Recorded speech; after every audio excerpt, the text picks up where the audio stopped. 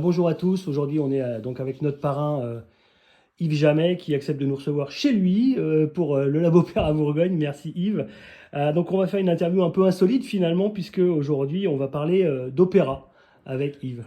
Ouais, Donc tu as accepté d'être le parrain du Labo Père à Bourgogne. Est-ce que sous la torture. sous la torture? Ah, donc tu as accepté aussi un rôle, un petit rôle dans La Belle Hélène. La Belle Hélène qui sera présentée au Zénith les 17 et 18 mai prochains à Dijon. En fait, quand j'étais gamin, ma mère, elle prenait 2 places à l'année à l'Opéra de Dijon. Ouais. Et on allait voir assez régulièrement Carmen, Barbie de Séville ou Faust. C'est les trois qu'elle voulait qu'on aille voir. Les autres elles disaient non, c'est pas pour vous, ou vous comprendrez pas. Ou, enfin voilà, Carmen, Barbie de Séville ou Faust. Donc j'ai de beaux souvenirs de Carmen. Parce que j'ai dû voir 2 fois Faust, 2 fois Carmen, et puis une fois le Barbie de Séville, je crois. Ce qui n'est pas énorme, mais si tu veux, c'était des moments qui comptaient Comme vachement. ça. Ça, que j'étais môme, on était tout au-dessus au paradis. Et on n'avait même pas une chaise, un fauteuil l'un à côté de l'autre. Hein. Ma mère était un peu derrière dans le fond. Moi, j'étais sur le bord, comme ça, tout en haut. Et ça me fascinait. Ça me fascinait. Et même le décorum qu'il y avait. Voilà, ma mère se mettait une belle robe en strass noir, aux entractes, était sous ces énormes lustres. Et moi, je me baladais gamin entre les jupes et entre les smocks. Et il y avait toute une chose comme ça qui m'a fasciné, qui a probablement, en tout cas, été qui a compté en tout cas dans le parcours après. Voilà, donc j'avais ce rapport-là. Et puis la deuxième chose qu'il y avait par rapport à l'opéra, c'est que moi je viens à l'époque on disait CET, donc j'ai pas fait d'études, j'étais en apprentissage cuisine au Castel, en CET de cuisine au Castel, j'apprenais ce métier-là. Et tout ce qui a pu entre guillemets, venir du haut et venir me toucher a vachement compté. Et je trouve que de faire participer des gens qui n'ont pas forcément accès à une culture qui est un peu de niche ou élitiste, ou enfin vue comme ça, pouvoir faire participer des gens à un projet comme ça, des jeunes, moi ça m'émeut et ça me rappelle l'enfant que j'étais et ces mains tendues-là sont importantes. Voilà. Et tout ce qui peut casser les frontières qu'il y a entre les genres, moi je suis pour. J'aime pas tellement ça, c'est impossible, hein, je pense, c'est tellement installé comme ça, mais tout ce qui casse un peu les frontières, je suis pour. Voilà, moi j'écoute beaucoup de classiques aujourd'hui, je sais pas ce que j'écoute. Je suis pas. Enfin, il y a deux, trois choses, j'y retourne, j'aime bien Chopin, donc j'y retourne un peu. Mais vraiment, je découvre, c'est pas du tout dans ma culture de base. Je découvre beaucoup aujourd'hui, je trouve ça plus apaisant aujourd'hui écouter ça que d'autres trucs. Donc, mais c'est pas. Voilà, j'en ai aucune culture, je découvre ce milieu-là. Donc l'opéra, de la même façon, je connais pas 50 000 opéras. J'ai été voir Médée il n'y a pas si longtemps, j'avais été voir aussi une chose sur, comment, sur Kafka qui m'avait beaucoup plu. D'autres opéras que j'ai moins aimé, que j'ai même pas retenu. Mais je suis assez friand, hein, si je peux y aller, mais plus comme un béotien, hein, je sais pas du tout. Non, mais c'est ce qu'on cherche à faire, puisque justement le but du Labo Père à Bourgogne, c'est aussi de renouveler un peu le public qui est vieillissant. Hein, d'année en année, les chiffres parlent. Donc, effectivement, le Labo Père à Bourgogne, c'est aussi l'idée d'attirer les jeunes à Oui, oui, l'opéra. Hein, puis à juste titre. Mais j'y viens, voilà, je parraine en tant que béotien et j'en suis. Je suis plutôt content. J'y ai ma place pour moi. Voilà. Ah oui, Le fait de ne pas connaître, j'y ai ma place. Parce que justement, ça s'adresse à beaucoup de gens qui ne ouais, connaissent pas forcément et en disant allez-y, c'est juste du spectacle d'abord. D'abord. ah oui. Je crois que je suis baryton. Je Oui. pense aussi. Voilà, il me semble que je suis baryton. Voilà. Après, je saurais pas techniquement ce que ça veut dire. Je ne dois pas être ténor, qui doit être un petit peu au-dessus. Moi, je suis un peu plus bas. Mais voilà. Aucun, d'abord parce que je connais pas la Belle Hélène. Alors il y en a que je connais. Je vais aller d'ailleurs un peu plus lire ces temps-ci des choses dessus parce que bon, je sais que c'était d'Offenbach, ça je Bah, savais. tu vas Moi, jouer Philocôme en fait. Donc Philocôme, c'est l'assistant de Calcasse Calcas qui est le grand augure de Jupiter. Et D'accord. donc, tu es le préposé au tonnerre. D'accord, je suis le préposé au tonnerre, ok. Voilà. Ok, très bien, très Donc, bien. normalement, je ne veux pas trahir un grand secret, mais je pense que tu auras une grande plaque pour faire du tonnerre. D'accord, ok, ok, ok. Non, ça me plaît bien. Alors, là, pour le coup, c'est le jeu, hein, c'est vraiment pour le jeu. Ça me fait bien de faire partie d'une troupe Ouais. et d'en être un pion comme ça au milieu. Ouais, ça me plaît bien. Je suis très content de faire ça, mais vraiment, ça va. Ouais, mais en plus, il y a quelque chose d'hyper drôle dans La Belle Hélène.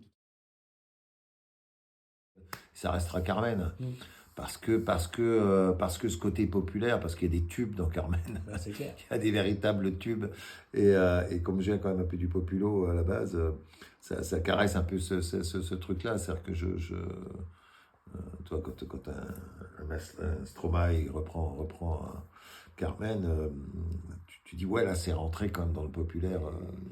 Si, j'ai vu aussi la flûte enchantée que j'adorais. Ah, Mozart, c'est. Euh, donc voilà, je vais rester sur plutôt un truc, vu que j'ai pas un panel de connaissances pas possible, je vais rester sur les opéras d'enfance. Il faudrait que j'en vois plus maintenant. Là, tu peux aller voir la Traviata, l'Opéra de Dijon, c'est en ce moment. C'est en ce moment où j'ai le projet et c'est moi qui demande, ou s'il y a une demande, ça me plairait, ouais, c'est quelque chose qui me... Mais c'est parce que ça m'amuse, et toujours cette histoire de pont entre les genres, ça me plaît bien. En plus, ça fait tellement, ça énerve tellement les gardiens du temple que ça peut que m'amuser encore en plus. J'ai fait des choses avec le théâtre où je sais que j'ai fait crisser quelques dents. Et je m'en tape, quoi. J'aime bien l'idée de ça. J'aime pas les gardiens du temple, il faut pas les laisser garder leurs trucs à eux. Surtout que c'est nous qui finançons les trois quarts du temps, donc il faut pas laisser ces gens-là s'occuper de la chose et faire leur cours de récréation tout seul. Je pense que c'est bien de faire des... Donc oui, j'accepte. Voilà, moi j'aime bien, hein, quand j'ai fait aussi un truc avec des rappeurs il y a pas longtemps, et un morceau qui s'appelle Marginaux, que j'ai beaucoup aimé partager comme ça. J'aime pas tellement les niches, hein, j'aime pas qu'on reste dans son coin en disant... mon genre, moi, ce que j'écoute est très très éclectique. À une époque, j'écoutais beaucoup de chansons françaises, mais la chanson française en elle-même n'est déjà pas un genre, vu qu'elle va taper dans tous les genres. Oh, j'en ai plein. Enfin, là, je suis en train de finir une tournée donc, qui s'appelle Le Plan de Chatour, que je vais finir cet été. Donc, je suis en train de finir, il y a encore quelques dates, mais je prépare 2 spectacles pour la rentrée. Un spectacle où je vais chanter Maxime Le Forestier avec 2 guitaristes. Il y aura Jérôme Broyer, mon guitariste, et il va y avoir Michel Aumont, qui était aussi guitariste de Maxime Forestier, qui était élève de Daddy. En parallèle, je fais aussi un deuxième spectacle où je vais chanter mes chansons, mais avec 2 accordéons, 2 accordéonistes uniquement. Donc voilà, c'est les spectacles qui vont tourner sur 1 an l'année prochaine, le temps que j'écrive un nouvel album et qu'on l'enregistre et qui sorte donc un nouvel album fin 2026. J'ai un petit projet peinture, mais pour le moment, il faut que j'avance et j'ai pas beaucoup de temps. Oui, on voit une de tes œuvres derrière toi, d'ailleurs. Ouais. Ouais, mais j'ai plus le temps, j'ai pas trop le temps en ce moment de peindre, mais j'aimerais bien parce que j'ai une petite demande. Et puis, il y a des gens que j'écoute beaucoup, mais si je parle d'Erwan Pinard, de Nicolas Jules, je vais de MPL, de gens comme ça, ça semble pas être actuel alors que ces gens-là jouent, font partie d'un milieu chanson qui s'exprime, mais qui n'est pas tellement mis en avant. Tu veux dire si j'aime bien Michel Sardou? Par exemple. Alors, je serais capable de te chanter 3-4 chansons de Sardou à peu près entières, mais c'est absolument pas coupable, je m'en fous. J'ai pareil là-dessus, je suis pas... on parlait tout à l'heure de pédance à l'égard de certains trucs. Non, moi je trouve que Sardou a fait des très belles chansons, par exemple. Bien sûr, j'écoute pas Je suis pour en boucle, c'est pas mon trip. Il y a plus grave que la chanson, c'est pas grave qu'il y ait des chansons, qu'il y ait des chanteurs de droite, c'est pas grave. Non, mais voilà, j'ai pas de... tous les plaisirs que j'ai sont pas coupables. Ou alors c'est dans le but d'avoir encore une plus grosse jouissance, là, comme avec la religion. Mais non, ouais, je suis capable. On a toujours ça participe toujours de ce truc de mettre des trucs dans des cases. C'est-à-dire quelqu'un qui écouterait, comme moi, ça a été à mon époque, si tu écoutais Maxime Forestier, tu n'écoutais pas Sardou. Ah oui. C'était pas possible. C'était vraiment les deux antithèses, deux entités qui sont des antithèses. Mais en fait, ce qui était mon cas d'ailleurs quand j'écoutais Maxime, surtout j'aurais pas dit à personne que je connaissais Sardou, mais je venais de là. J'ai écouté, j'ai été J'ai été biberonné à Johnny, Sardou, Le Normand, enfin toute la variété française qu'il y avait à l'époque, que j'ai beaucoup écouté, mais qui était mélangée avec Perret, avec Brassens, Ferrat, tout ça. Il y avait pas, c'est encore pas casé à ce point. J'écoute pas Sardou en boucle, mais j'ai des jolis souvenirs de chansons qui font que quand je les chante, je m'aperçois que je les connais entières, parce que ça c'est un truc qui m'a toujours marqué, c'est la chanson avant tout. Donc voilà, j'ai pas de plaisir coupable, j'écoute des choses qui me plaisent, et il y a pas longtemps, c'est marrant, j'étais à l'hôtel, comme je suis assez insomniaque, et je me suis refait une petite playlist Johnny Hallyday, des vieux Johnny que j'aimais bien, donc comme quoi j'ai pas de frontières. Si je fais un clin d'œil à ton répertoire, tu n'as pas de relation clandestine avec une chanson. Voilà, non, non. Le fait d'être devenu auteur, compositeur, interprète est devenu un autre métier. Parce que moi, je suis devenu chanteur à 40 ans. Donc, jusqu'à l'âge de 40 ans, j'ai travaillé de façon tout à fait ordinaire. En plus, j'ai fait les boulots qui étaient en bas de l'échelle. J'étais le dernier maillon de la chaîne alimentaire. J'ai eu affaire au petit chef, j'ai fait que des boulots sans diplôme. J'ai été cuisinier pendant longtemps, et en faisant beaucoup d'autres boulots, parce que la cuisine, je cherchais tout le temps à arrêter. Mais j'ai jamais eu de diplôme de quoi que ce soit. Mon seul diplôme, c'est un certificat d'études. Et donc, jusqu'à l'âge de 40 ans, j'ai travaillé en bas de l'échelle. Je sais ce que c'est qu'être en bas. Je vois mon fils s'est lancé dans le travail sur le bois. Lui, à un moment, il s'est lancé à la menuiserie.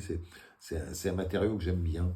Je suppose que ça m'aurait bien plu de gérer ça, de savoir gérer ça, mais plus comme fantasme. Envie de faire depuis que j'étais gamin, c'était chanteur, et il se trouve que ça m'a croisé. Et qu'à un moment, je me suis réalisé, et ça c'est plutôt cool. Je pensais pas, en tout cas dans mon logiciel, il n'y avait pas ça de se réaliser, que c'était une possibilité.